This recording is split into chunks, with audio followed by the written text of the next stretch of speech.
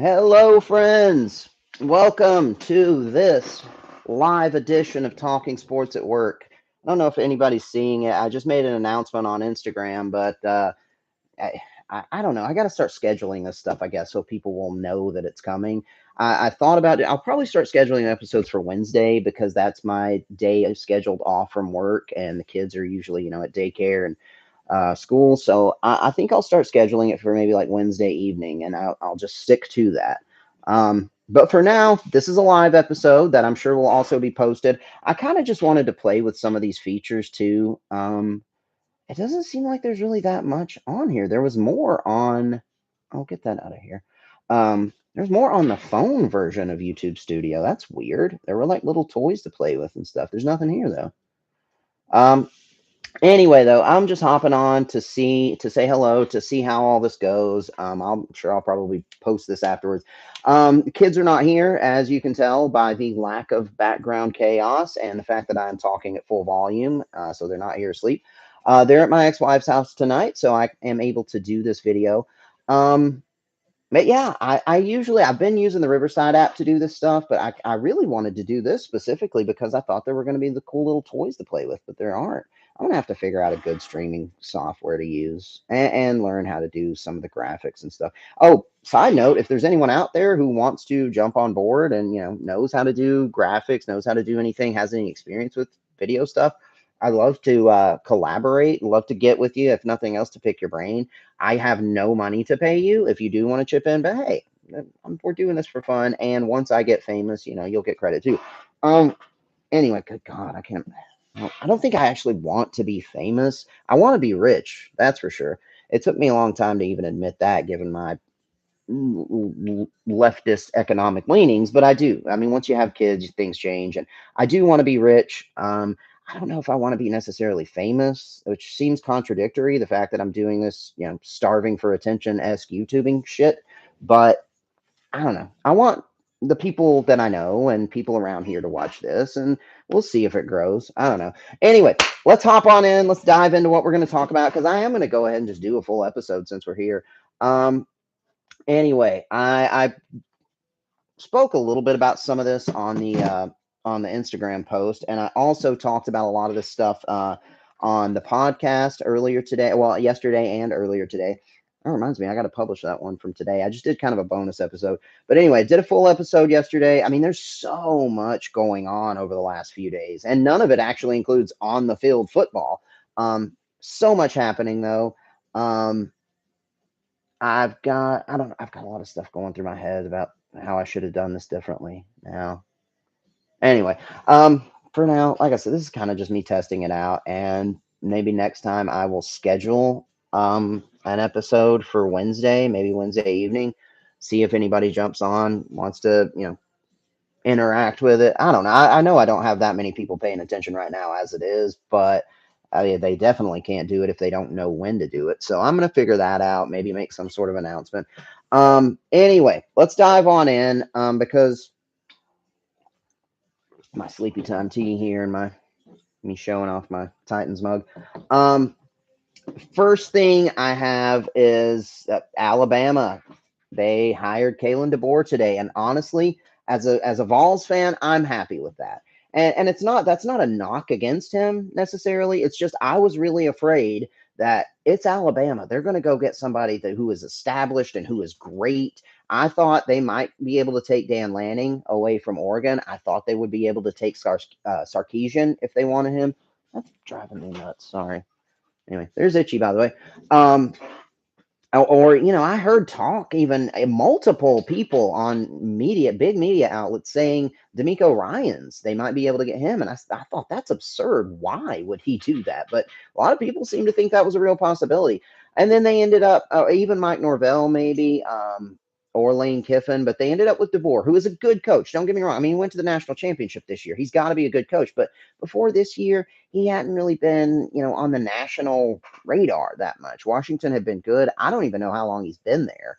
Can't have been that long because one guy just went to TCU that long. Anyway, but I think it seems okay. It's maybe a little bit disappointing for them, given that people were talking about D'Amico Ryans and talking about Dan Lanning, but he's obviously got a ton of skills and potential. He's a good recruiter. He's a great offensive mind. That's going to make it interesting as well because now things are changing in the SEC, and it's not just the expansion and the getting rid of the divisions. Things are changing. Saban's gone. Kalen DeBoer is probably going to bring in a more modern, spread offensive minded system. Whereas, just like we had to adjust in Tennessee, my entire life, our whole thing had been based around, a pro style offense, run the ball, play great defense. And then here comes Josh Heupel. And, Butch Jones mixed it up a little bit, but it was just a complete failure. But then here comes Josh Heupel with an actually effective hyper speed spread offense, super spread offense with those wide splits.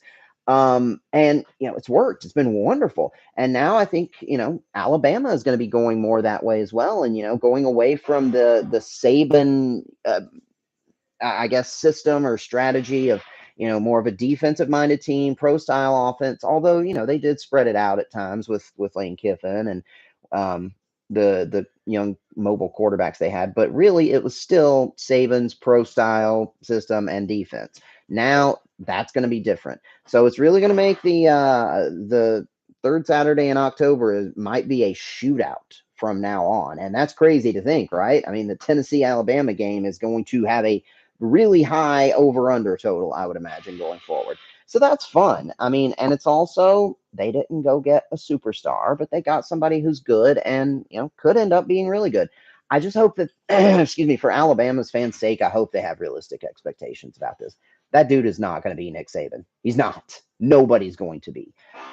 It's kind of like, and I talked to a friend of mine at work earlier about this as well. It's kind of like, it reminds me of the Packers, and how I think their fans were so incredibly spoiled for the last 30 years with the quarterback play, never knowing what every other team in the league has had to go through. And many teams have had to go through, cycles of, a different one every few years, never really being able to find one that's even close to as good as the guys they had back to back, with a decade or more of Favre.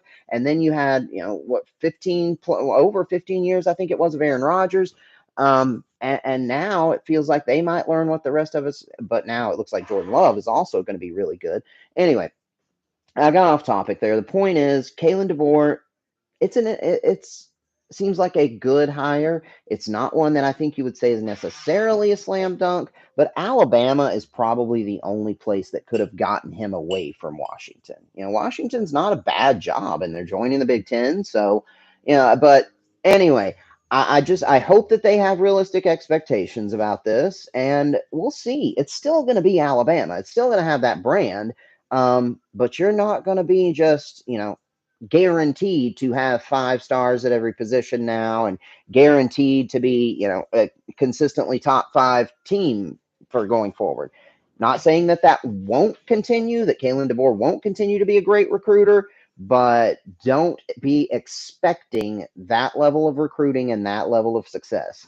We'll see how it goes, though, for him. Also, was going to talk, let's see, what else? I wanted to say, because I didn't really get to talk about this. I talked on the podcast yesterday about, excuse me, I talked about how I really went through a range of emotions yesterday. If for those of you who have listened to the podcast, I started the morning still kind of dumbfounded and confused about why in the world would the Titans fire Mike Vrabel? And even if they did, why wouldn't they trade him? It didn't make any sense. And in the morning segment, I talked about it, and I couldn't work it out, and I was scared. I was worried about my team. I was confused. I was going through a complete existential fan crisis, by the way, wondering who or what am I even loyal to now? If our leader and coach is gone, the face of the franchise is gone. But anyway, then I read this article that my mom sent me that explained, actually, it went through a series of conversations that Vrabel had with Miss Amy Adams Strunk over the last couple of years, and detailed some of the things that went, how their relationship soured, how he was requesting or demanding full roster control. and which it was not it's not a good idea. Coaches should not have that. That's two separate jobs, and it should be. It doesn't work anywhere except it did work in New England for a little while, but even that hasn't worked lately. So she was right to deny him that. He also was not a fan of Rand Carthon being hired as GM. He also handled that whole the Patriots Hall of Fame thing very poorly, and I think that was the last nail in the coffin.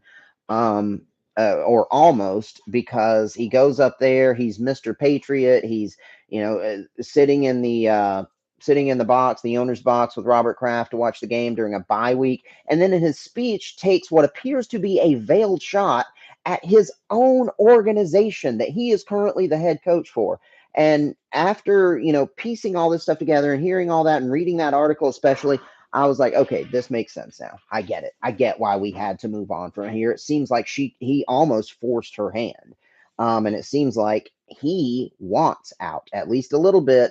He kind of wants out of Tennessee. He wants to go up there and coach the Patriots. That's probably his dream job. So you know what? Whatever. Um, and then this morning, and so I talked about that anyway in the evening segment of the podcast. And then this morning, I got the notification. I was sitting in the parking lot. I just pulled into work. I got the notification that Gerard Mayo had been promoted. I bust out laughing out loud in my car by myself. I bust out laughing because, I mean, first of all, congrats to Gerard Mayo. I've always loved him. He's a VFL. He was a great linebacker for the Vols. He's played and coached his entire professional career for one organization. And apparently, they knew this was going to happen. At least he did, and Robert Kraft knew. They had written it into his contract that he would be Bill Belichick's successor. So I can't help but wonder, did Mike know? Did they let him know? Does he feel like now? I wonder how he feels now. Does he feel like, man, I should have known. They should have told me that. Or, is it maybe he didn't really even want the Patriots job? I don't know. But whatever it is, it seems like Mike Vrabel really wanted to be the head coach of the Patriots and almost forced his way out of Tennessee, or at least made some moves that forced her hand to fire him, and hoping that he could go get that job. And then he doesn't. And apparently he was never even a candidate, never considered. They never considered anyone. They never called him or anybody else because it was already written into Mayo's contract. So anyway, that was just, I mean, and again, good for Gerard Mayo. We don't know how he's going to be. Um, he's never been a head coach, obviously. He's never even called plays on defense, never been the defensive coordinator. And I've always wondered, that was another piece of the puzzle that kind of came together. I always wondered why he stuck with the Patriots. He could go be a defensive coordinator at a lot of different teams throughout these last few years, and he didn't. He stuck with the Patriots as the linebackers coach. Now we see, we don't know how long that goes back, that deal with him and Kraft, but now we see that he knew he was in line to be the next head coach of the Patriots. Maybe that's also why McDaniels finally took that job with the Raiders. Maybe he knew that Mayo's next in line, and he had thought that he was going to be. Anyway, there's a lot of things that kind of came together, a lot of pieces there. Next up, I wanted to give there apparently there are still some football games that are going to be happening this weekend. It's not just about the off-season stuff that's already well underway. For me, for Titans fans, that's mostly what it's about, and others whose teams aren't still playing. But there's still a lot of football going on. Looking at this weekend, tomorrow we have the Browns versus the Texans. I'm taking the Browns in that one just because ever since Flacco took over, they have been incredible. They've been one of the best teams in football. And we already knew they had a top defense, top 1, 2, 3 defense in the league. Now, watching them, I've watched a little bit of them, and I've won some money on them, by the way, too. They have a top 10, maybe top 5 offense with him running the show. It's incredible. It's ridiculous. How is that happening? Don't know. Keep thinking he's going to come back down to earth, but so far he hasn't. And there's really no reason to think that the Houston Texans are going to be the defense to bring him back down to earth. So it's only like a 1.5 point spread on that right now. Excuse me. I would be taking the Browns on that one. And the Texans, their time is coming. They're already ahead of schedule. But, the Browns honestly can make it to the Super Bowl. They are that good. As long as Flacco keeps playing at this level, they can make it to the Super Bowl. It's crazy. Good for him, though, too. Got the Dolphins and the Chiefs. Let me actually really quickly. I'm sorry. Uh, Texting something. Anyway, got the Dolphins and the Chiefs. That's tomorrow evening. I think the Chiefs are going to win that one. I mean, it's Patrick Mahomes, it's Andy Reid, it's in Arrowhead in the playoffs. I mean, and the Dolphins, they're a fun team. You want to root for them. They're on Hard Knocks. Mike McDaniel's, Mr. Cool, and he's fun and he's funny, and but they're not there yet. They cannot beat a real team. They just can't. They did beat the Cowboys, but that was a very, very close game, and they barely got through it. And that was the one example of them actually beating a decent team. But any other time they've played a team that's in the playoffs or playoff contention, they've lost. So no reason to think that that's going to change in the playoffs in Arrowhead in the freezing cold, like 0-degree temperatures for that game. Yeah, I think the Dolphins might end up losing by a good bit, actually. Moving forward to Sunday, Steelers and Bills. I think that's going to go. I don't think it's going to be a blowout. The Bills are currently a 9.5 or 10-point favorite. I don't think it's going to be that, but I do think that they are going to win by maybe a touchdown. I think it'll stay single digits because the Steelers, Mike Tomlin, that defense, even without T.J. Watt, I think they'll be able to. He's great in situational stuff, similar to how Mike Vrabel was. I think they'll be good enough to keep it close, but I think the Bills are going to take care of business in that one. Packers and Cowboys. Now that's one that seems like it's a potential upset. I don't think it's going to be. I do think that the Packers are going to, or excuse me, that the Cowboys will go ahead and take care of business, move on to the next round. But you know, the Packers, if Jordan Love has a good Jordan Love game, they can definitely win that game. They can beat the Cowboys. The Cowboys are vulnerable and sometimes they are inconsistent. This year, they have been much better and much more consistent than we've seen in previous years, but they're certainly not invulnerable if the Packers come in there hot. So we'll see. I'm taking the Cowboys. I don't know what the spread is, but I'm probably not going to bet on that game. The other one, another game that seems like it's a potential upset and rife to be a good game is Rams and Lions. Everybody's talking about that as being like the Matt Stafford game. I'm looking at it from the complete opposite perspective. I see it as the Jared Goff game, right? I mean, Matt Stafford's done his thing. He was traded, he went, he had success, they won a Super Bowl. Now it feels like it's Goff's turn. He's the one who was discarded, who they basically just tossed in there as part of the trades. We'll give you all these picks, and here you can take Goff too. And now, they're one of the better teams in the NFL, one of the best teams in the NFC. I think this is the Jared Goff game, and I think he's going to be. I think he's going to have a good game. And I do think that the Lions are going to go ahead. I know a lot of people are picking the Rams in that one. I don't think so. I think Goff is going to be motivated. I think that defense is going to be as good as they have been all year. Excuse me. And the Rams are just not the Rams from a couple of years ago. They've got a lot of holes on that team still. They've had some surprising pieces, some young guys stepping up, especially like Puka and Byron Young. By the way, good for him. Former Dollar General employee and former volunteer. Now a good NFL edge rusher, good for him. But anyway, I don't think the Rams are going to be. I think the Lions are for real.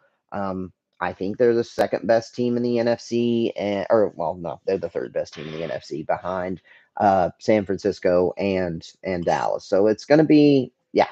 Anyway, then on Monday night, we've got the one that I do think is going to be an upset, and that's the Eagles and the Buccaneers. And it's not because of the Buccaneers, it's because of the Eagles why I think that game's going to be an upset. They've collapsed. They are limping into the playoffs.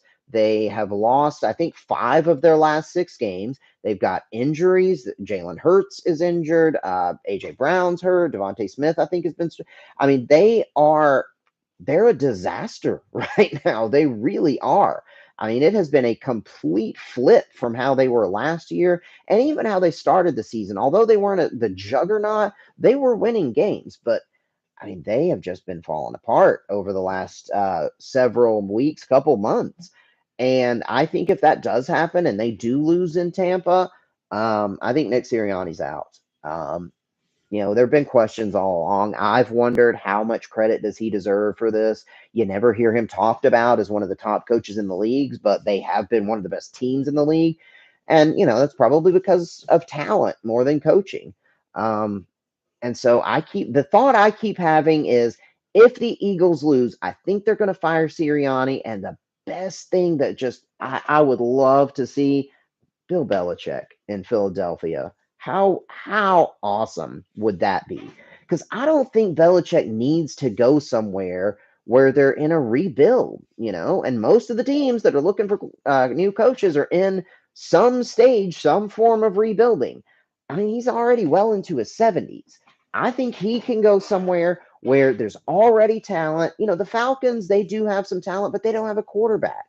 I think if the Eagles lose, Sirianni's out, and I think watch Belichick as maybe the candidate there. That would be so cool to see him go and get that team, that level of talent, then watch out for the Eagles moving forward. And I think that kind of the same thing about the Cowboys. Although we've heard about Mike McCarthy on the hot seat. If he doesn't win in the playoffs, it seems like Jerry was going to get rid of him.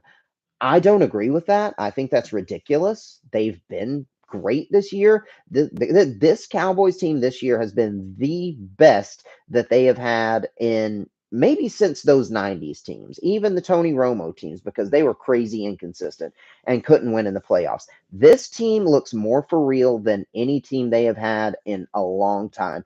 And a lot of that's because of Mike McCarthy. Yeah, he makes head scratching decisions and maybe doesn't always manage the clock as he should. And that's a big deal. Don't get me wrong. But he's the main reason I think why they have become a legit Super Bowl championship level team, as opposed to this really good regular season team that can score a lot of points and be exciting, but then just can't win when it matters. Now it feels like they're for real.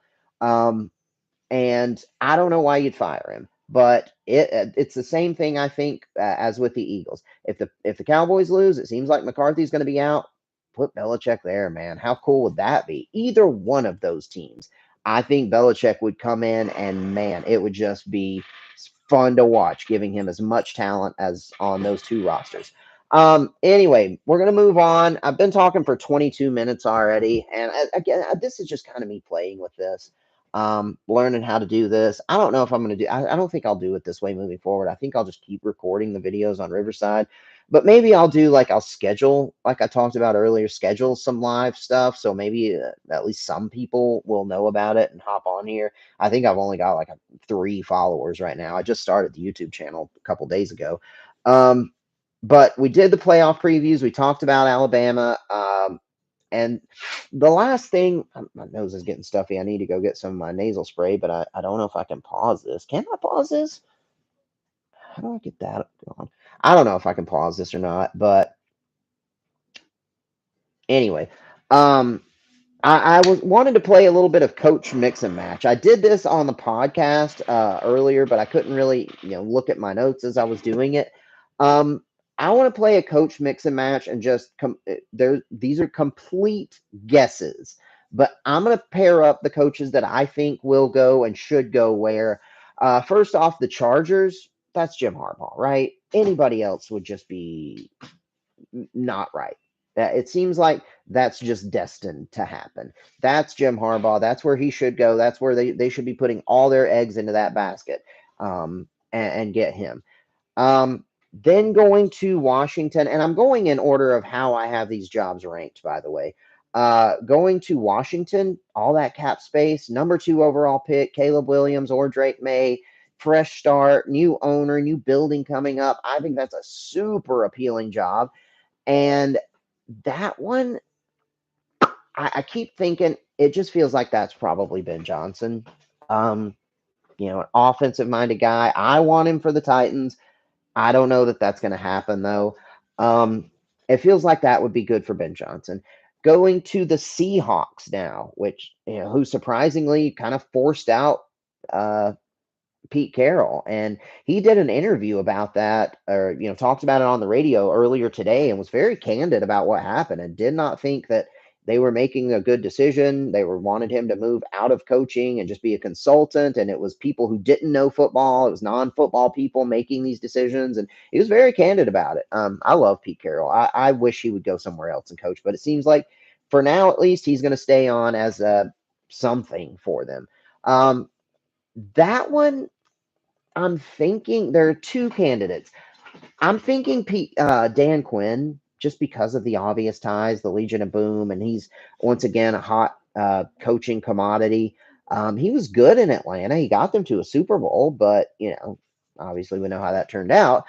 I think he's a guy. Most times I say once we see a coach, there's no sense in recycling him. Once we see a coach get an opportunity, if he fails, it's unlikely that he's going to succeed the next time around. I mean, we saw it most recently, I think, with Josh McDaniels. I'm not a fan of recycling coaches. Like, I wouldn't want Dan Quinn for the Titans, but in Seattle, I think that would make some sense. And if they want to keep that consistency, but just with a new voice, that would be a good way for them to go. But I don't think that is the right thing. I think if you're getting rid of a legend, then you're going to want to start. Why would you want to just continue along that path? That's what the Patriots are doing, but I don't think the Seahawks will go that way. I'm actually going to put Vrabel in Seattle. Um, Now, I honestly would be not surprised at all to see him not get any of these jobs. Everybody's talking about him as a hot commodity, but the more I think people are hearing about how this shit went down with him and Amy, I think that's probably going to start to worry some people and maybe make him less appealing. I don't know any owners that would want to deal with that kind of shit. Um, we'll see. But assuming that he does stay a hot commodity, I think it's either Dan Quinn or Mike Vrabel. I'll just say Vrabel. No, actually, I'm going to say Dan Quinn. I'm going to say Dan Quinn in Seattle. We know the Patriots. That's already taken care of. That one's off the board. I'll circle back to my Titans because I have them currently ranked well, it would have been fifth, but now fourth. Now that the Patriots job is taken, and I'm going to go to the Raiders. I think they're good. They've got their guy. There's no reason for them to do anything else. Give Antonio Pierce the job. Don't make the same mistakes again. I think the only way that they don't give Pierce that job is if Jim Harbaugh wants it. And then I don't know that they can. Mark Davis, we know he loves to make a big splash. He loves the big names. He loves the John Grudens, the Josh McDaniels. He's going to want to bring in somebody like that. If Jim Harbaugh's interested, then I think that's the only way. But I don't think that. Like I said, I think Jim Harbaugh belongs with the Chargers. That's perfect. And so have the Raiders keeping Antonio Pierce, who their players want to play for, and has really done some good things with that team with no quarterback and not a ton of talent. Already has them winning some games. I think he's the right guy there. The Falcons, I'm going to go with what a lot of people are saying. Assuming that no other coaches get fired and that the playoff teams all stick, I'm going to put Belichick there. I mean, right? That's what a lot of people are saying. A lot of people are tying him to that Falcons job. I think it'd be interesting if they can go and get a decent quarterback, either in the draft or in free agency or make a trade. Then that should be interesting. Desmond Ritter's not the guy. Taylor Heineke's not the guy. You need a quarterback. But maybe the thinking seems to be that if we get Belichick, then maybe he can win without an elite quarterback. We'll see. But I'm going to put Bill there.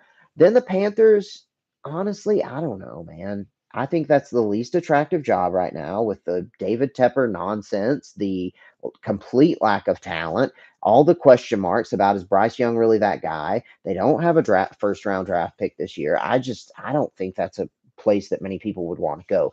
But again, I said this on the podcast too. I felt the exact same way about the Dolphins a few years ago as well. And it felt like, they had been stripped of that first round pick. They had all the tampering stuff, penalties.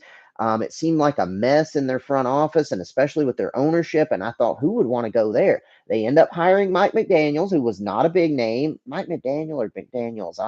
Anyway, they end up hiring him. And now that's worked out really well for them. So Panthers fans, that's got to be a little bit encouraging, right? Panthers, I don't know. Maybe give them the Ravens defensive coordinator or I really don't know. I don't know what they're going to do, but I'm sure whoever they do get will be somebody with promise. I think they're going to go get a coordinator, an up and coming. I don't think that they'll be getting, a Belichick or Harbaugh, obviously, or already an established head coach. I'll tell you who should get another chance is Bill O'Brien. He was a very good head coach. People forget that, but the reason he got fired was not because of his coaching, it was because he was a terrible GM. And again, that's another example of why coaches shouldn't have that authority. It was not his coaching decisions or anything like that that got him fired. It was his personnel moves. He was terrible at that, and that got him fired. But I think he is somebody who deserves another chance. And like I said, unless there's some other circumstances or there's a reason for it, if a coach just goes out and fails, just straight up fails the first time around, I don't know why you'd think he's going to be good the next time around. But in that case, Bill O'Brien was a good coach. He was just a bad GM. I think he might be somebody that teams should interview. Maybe the Panthers. Um, I think he's somebody that Alabama should have looked at as well, but whatever. Now we'll go back to my Titans. To recap, we've got the Chargers with Harbaugh. We've got the Commanders with Ben Johnson. Seahawks with, I'm going to say, Dan Quinn. Raiders, Antonio Pierce. Falcons, Belichick. Panthers, I don't know, maybe Vrabel or somebody. I don't know. We'll see. And then for us, I'm going to give either Brian Callahan, the offensive coordinator from Cincinnati, or I like Bobby Slowick. I know he's young. I know he's unproven and inexperienced and big stuff, but he did an amazing job with CJ Stroud and that Texans offense, and that is exactly what we need. Our number one priority right now should be developing Will Levis. He did that with CJ Stroud. I think he would be a very, very appealing option. Plus, he's part of that Shanahan tree that is now, completely taking over the NFL. He got the connections with Rand Carthon. He goes back all the way to, that old Washington staff that had Shanahan and McVay and McDaniels and Slowick. Yeah, that was a star-studded coaching staff. But I think he would be really a name to watch. But I would say either him or Callahan will end up with the Titans, and I'd like either one of them. Callahan's also a guy who comes from that same tree. He comes the McVay route, but he's Zach Taylor. Zach Taylor used to coach under McVay. Now Callahan coaches under Taylor. I think he would be good. He's been good for Joey Burrow, and he's also the very first person that we interviewed. So that maybe, I don't know if that means anything, but he was the very first person that we've done an interview. We've already completed an interview with him, so that's something to watch. So anyway, I've been talking for half an hour now. What time is it? It's 8:38. I still have not eaten dinner. I'm again just messing around with this and learning how it goes, but I am going to post this video as well. Oh, what did I just do?